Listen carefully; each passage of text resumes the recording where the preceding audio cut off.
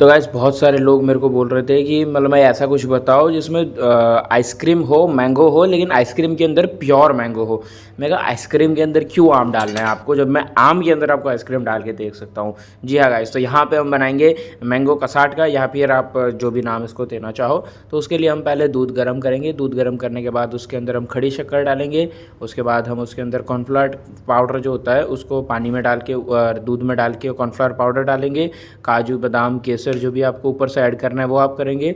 तो गाइस इसके अंदर हमने दूध डाला है, दूध, शक्कर, कॉर्नफ्लोर और काजू बादाम केसर, इतनी चीज़ें हम धीमे गैस पे पकाने के लिए रख देंगे। जब तक कॉर्नफ्लोर पक जाता है तब तक इसको गर्म करना है, और जब ये गर्म हो जाए उसके बाद हम गैस को इस तरह से बंद कर देंगे और वेनिला एसेंस थोड़ा सा डाल देंगे, बिल्कुल हल्का सा।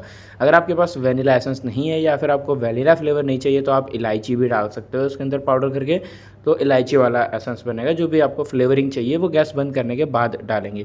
फिर हम इसको ठंडा होने के लिए रख देंगे। जब तक वो ठंडा हो रहा है तब तक हम एक बड़ा सा आम लेंगे, उसकी टोपी निकाल देंगे। टोपी ज़रूरी है तो अच्छे से निकालना, ठीक है। उसके बाद हम उसकी गुठली निकालेंगे, इस तरह से साइड से कट करके आराम से उसकी गुठली निकाल लेंगे। ये आपको ध्यान रखना है कि आपको आम तोड़ना नहीं है, बराबर। तो उसकी जो स्किन है वो टूटनी नहीं चाहिए, वरना आइसक्रीम बाहर निकल जाएगा। हम गुठली निकालने के बाद उसके अंदर आइसक्रीम भरेंगे, लेकिन अभी भी अंदर से बहुत सारा आम जो पल्प होता है वो रहता है, तो हम चम्मच की मदद से सारा पल्प निकाल देंगे। ये याद रखना कि एक थिक वॉल रखनी है आपको मैंगो की स्किन के अराउंड, ताकि जो आइसक्रीम है वो बाहर ना आ जाए। तो वो थिक वॉल रहेगी, उसके बाहर स्किन रहेगी, और उसके अंदर हम ये जो दूध जो ठंडा हुआ है उसको डाल देंगे। उसके बाद हम ध्यान से ऊपर जो हमने टोपी निकाली थी वही टोपी वापस से रख देंगे। देखिए इस तरह से बिल्कुल ही फिट आ जाएगी। उसके बाद हम उसको फ्रिज में रखेंगे।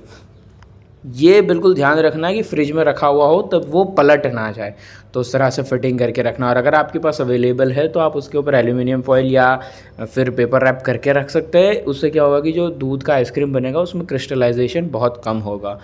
तो उसके बाद हम उसको पील ऑफ़ करेंगे। पील ऑफ़ करना बहुत ही हार्ड होगा क्योंकि आम बिल्कुल ही फ्रोज़ हो चुका है।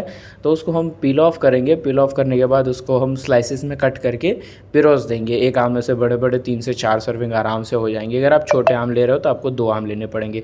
तो गाइज़ कमेंट सेक्शन में बताओ कि आप ये ट्राई करेंगे या नहीं, और अगर आप ट्राई करेंगे तो आप इसको क्या नाम देंगे, क्योंकि ये आइसक्रीम के अंदर आम नहीं है, ये आम के अंदर आइसक्रीम है। बहुत ही अलग, बहुत ही न्यू किस्म की वैरायटी है। अगर आप मार्केट में लेने जाओगे तो एक छोटा सा आम भी आपको 250 से 300 में पड़ेगा, इस टाइप से मिलता है। लोग अलग अलग नाम से देते हैं, लेकिन हमने आपको घर पे बनाने की पूरी रेसिपी बता दी है। कोई बच्चा भी इसको बना सकता है, बच्चों का खेल है, लेकिन इसको काटना बच्चों का खेल नहीं है। तो प्लीज़ इसको ज़रा अच्छे से काटना। आप चाकू गरम कर सकते हैं। देखिए जैसे हमको कितनी दिक्कत हुई थी यहाँ पे, क्योंकि आम जो है बहुत ही फ्रोज़ हो चुका है। ठीक है गाइस, तो कमेंट सेक्शन में इसका नाम बताओ फटाफट।